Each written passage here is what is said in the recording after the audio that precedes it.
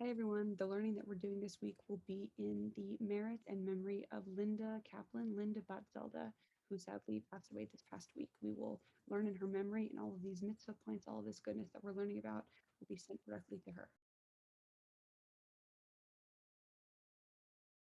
Shabbat Shalom, everyone. I hope this finds you well. This week's Parsha is Yitro.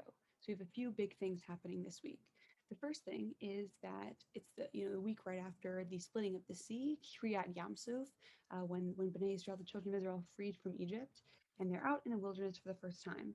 And then the second thing that happens is that we get the Ten Commandments. We get the Ten Commandments. Big thing. Aseret Hadibrot, the 10 utterances, if they're translated totally exactly. So the beginning of this parsha is it's called Yitro because that is Moses' father-in-law. Moshe's father-in-law is Yitro. Yitro hears of the splitting of the sea and he comes to Moshe and he sees that Moshe is sitting in judgment of all of Bnei Israel. He's doing it day in and day out, but he's doing it alone. And Yitro sees this and he's like, "This is not good. Moshe, you're going to exhaust both yourself and the people out." Okay, so I understand why it would exhaust Moshe, but why is it exhausting the people? That doesn't totally make sense. So Rabbi Jonathan Sachs of blessed memory has a really beautiful idea on this. He quotes the Netziv, Naphtali Tzvi Yehuda Berlin, who makes a connection between the Talmud and this situation. Okay, so Moshe is known for being like this extremely righteous, strict guy. He knows exactly what, the second he sees like two kinds of people in conflict, he knows exactly who is at fault and who is not. And what the Stephen Roden Tully's Yehuda Berlin realizes and in quotes is that this is not always the nicest thing. When people want to feel like they have been validated and heard, they don't necessarily want the exact right, strict answer. What makes more sense, really, is that there should be mediation. That both parties should get to have their cake and eat it too, and then that's leaving peace in their wake. Meanwhile, if Moshe is judging everyone, there's a strict ruling, and someone's a winner and someone's a loser. So it's a really beautiful idea. This idea that mediation is the way to go, and not only if Moshe starts, if Moshe would share this responsibility with others, he'd also be elevating those who are helping him. So firstly, he's exhausted doing a lot of judging by himself, but then he's also elevating others who maybe don't have the same sort of prowess with the law or have total understanding like he does.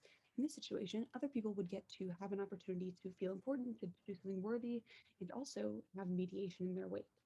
The second thing is we have the Ten Commandments. So not everyone can list the Ten Commandments in a row. We've discussed this before. It's sort of a hard thing to memorize all in order. Well, I'll have my parents do the examples of what the 10 are in order. But it's interesting the way they're separated. So the first one is I am the Lord your God. The second is you shall not have any gods before me. The third is do not take the Lord's name in vain. So the first three are about us and God. Number four is remember the Sabbath and keep it holy. Five is honor your mother and father. Six is do not murder. Seven is do not commit adultery. Eight is do not murder. And nine is do not bear false witness. And 10 is do not covet. And so the rest of those, 4 through 10, are mitzvot between us and other people. It's interesting the way that they're split up. But the final one, you should not covet, if I didn't mention that. You shall not covet. Why is that the very last one? We start with I am the Lord your God, and the last one is you shall not covet. You'd think that the final commandment would be something that's meaningful and really, connects to the rest of them. And Rabbi Jonathan Sachs also points out that it does have to do with the rest of them. If you are a covetous person, someone who gets jealous of others, then it's really hard for you to not take the Lord's name in vain. It's really hard for you to keep the vow. It's really hard for you to honor your mother and father because you're not, if you're always worried about everyone else, you're not able to do the right thing by yourself. You really could commit all of the rest of the Ten Commandments. You could, do wrong in all of them by coveting because that makes us. It really it's a human thing to be jealous and to covet, but it's a really dangerous thing that can cause us to do a lot of things that are not great. So those are the ideas this week.